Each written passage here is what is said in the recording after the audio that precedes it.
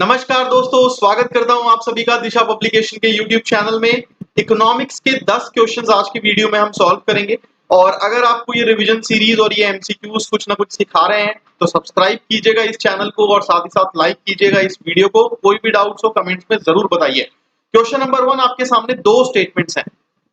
Commercial crops are not covered under MSP. ठीक है, जो मिनिमम सपोर्ट प्राइस जिसकी हम बात करते हैं उसमें कमर्शियल क्रॉप्स कवर्ड नहीं है।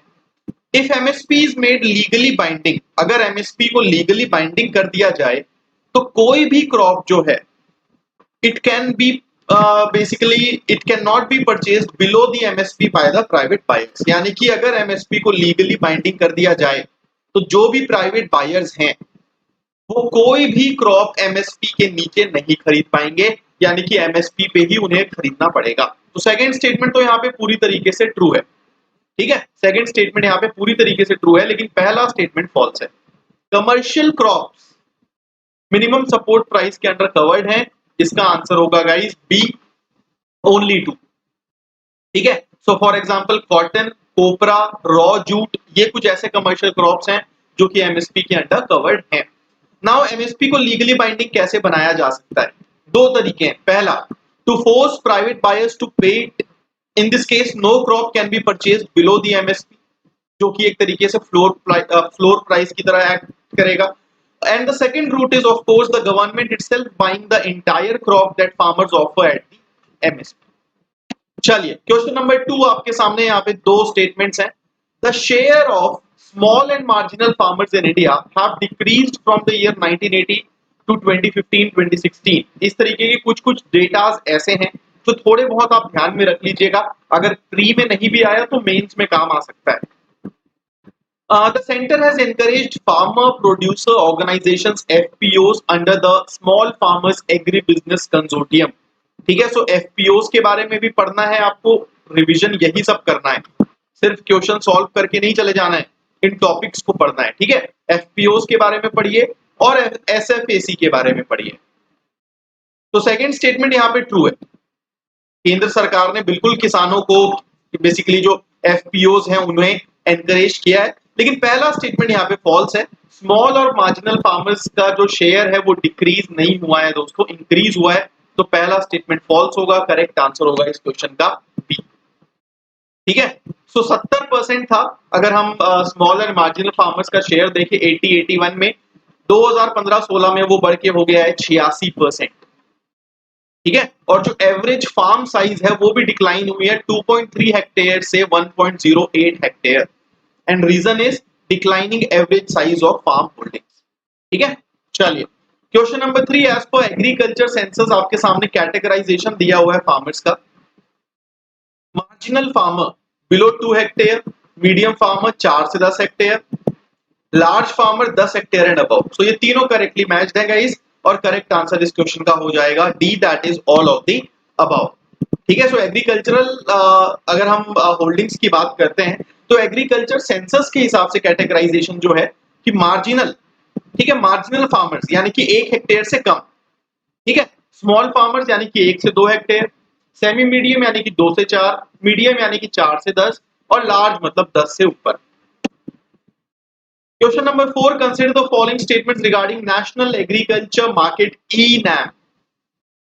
National Agriculture Market is a pan-India electronic trading portal which networks the existing APMC mandis to create a unified national market for agricultural commodities।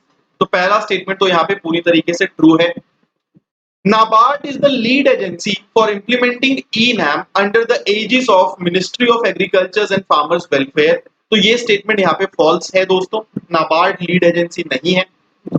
And all states and UTs in India have integrated on ENAM, ये बोलना भी गलत होगा। ठीक है, all तो नहीं है, तो सेकंड और थर्ड दोनों गलत होंगे। इनकरेक्ट आपसे यहाँ पे पूछा गया है, करेक्ट आंसर होगा इसका A, that is 2 and 3। So lead agency है guys SFAC, small farmers agri business consortium, under the ministry of agriculture and farmers welfare. तो ये जो ENAM है ये बेसिकली नरेंद्र मोदी ने 2016 में लॉन्च किया था and it's electronic market. Question number 5, दो स्टेटमेंट्स हैं आपके सामने। The minimum support price of a crop is the same through out the country. तो ये बिल्कुल सही है। Agricultural wage rate is not considered while setting up of MSP. MSP जब भी फिक्स किया जाता है, सेटअप किया जाता है, तो उस समय एग्रीकल्चरल वेज रेट को नहीं ध्यान दिया जाता, ये बोलना गलत होगा। The FCI was constituted on the recommendation of the L K Jha committee. So third statement यहाँ पे सही। फूड कॉर्पोरेशन ऑफ इंडिया को एलके झा कमिटी के रिकमेंडेशन से कॉन्स्टिट्यूट किया गया था। सो करेक्ट आंसर इस क्वेश्चन का होगा guys C, that is 1 and 3। ठीक है। सो पहली बार 66 67 में एमएसपी जो है व्हीट और पैडी का वो फिक्स किया गया, और उसके लिए सेंट्रल गवर्नमेंट ने एग्रीकल्चरल प्राइसेस कमीशन कॉन्स्टिट्यूट किया गया था, जिसका नाम बाद में सीएसीपी कर दिया गया था 1985 में। एफसीआई को 1965 में कॉन्स्टिट्यूट किया गया था। एंड रही बात कि एग्रीकल्चरल वेज रेट को कंसिडर किया जाता है कि नहीं, तो बिल्कुल कंसिडर किया जाता है। चलिए question number 6, consider the following regarding agriculture infrastructure fund. Agriculture Infrastructure Fund is a medium to long-term debt financing facility for investment in viable projects for post-harvest management infrastructure and community farming assets। ये बिल्कुल correct है। All loans under this financing facility will have interest, subvention and credit guarantee। ये भी सही है। Eligible beneficiaries include farmers, FPOs, SHGs and agri entrepreneurs। तीनों statements यहाँ पे पूरी तरीके से करेक्ट हैं guys regarding agriculture infrastructure fund. ठीक है। सो पढ़िएगा इसके बारे में। और ये एक मीडियम से लेकर long term debt financing facility है for investment in viable projects. ठीक है। चलिए क्वेश्चन नंबर 7 की तरफ चलते हैं। The agriculture sector is the largest employer of workforce in India. तो बिल्कुल सबसे ज्यादा जो वर्कफोर्स है भारत में एग्रीकल्चर सेक्टर में है। इंडिया जो है वो लार्जेस्ट कंज्यूमर और इंपोर्टर है वेजिटेबल ऑयल का, तो ये बोलना गलत होगा, फैक्चुअली फॉल्स है। Oil seed production in India has steadily increased in the last 5 years। तो ये बिल्कुल करेक्ट है। ठीक है। तो ये सारे डेटास आज के इस सीरीज में, आज के इस वीडियो में काफी सारे हम इस तरीके के डेटास की बात कर रहे हैं। तो इकोनॉमिक्स में गाइस, प्रीलिम्स में खास करके और मेंस में भी ये सब चीजें थोड़ा सा आपको ट्रेंड को देखना पड़ेगा कि पिछले डिकेड में, पिछले 5 साल में, पिछले 12-15 साल में किसी चीज की प्रोडक्शन जो है वो एक पर्टिकुलर ट्रेंड को फॉलो कर रही है, नहीं कर रही है, वो सारी चीजें पूछा जाता है। ठीक है। तो करेक्ट आंसर होगा इस क्वेश्चन का सी, दैट इज 1 and 3। तो इंडिया जो है सेकेंड लार्जेस्ट कंज्यूमर है, इंपोर्टर नंबर 1 है, लेकिन कंज्यूमर सेकेंड लार्जेस्ट है। ठीक है। सो ऑयल सीड प्रोडक्शन की बात करें 2016-17 से स्टेडीली इंक्रीज हुआ है। और रही बात एग्रीकल्चर सेक्टर की, तो बिल्कुल सबसे ज्यादा वर्कफोर्स वहां पे है। Question number 8 regarding sugar sector in India. India is the largest consumer and producer. तो ये स्टेटमेंट भी फैक्चुअली फॉल्स है। Cane reservation area is an area where sugar mills buy sugar cane from farmers within a specified radius. बिल्कुल correct है ये। The FRP, that is the fair and remunerative price for sugar cane has doubled in the last 10 years। तीसरा statement भी सही है। ठीक है। सो correct answer होगा इसका सी।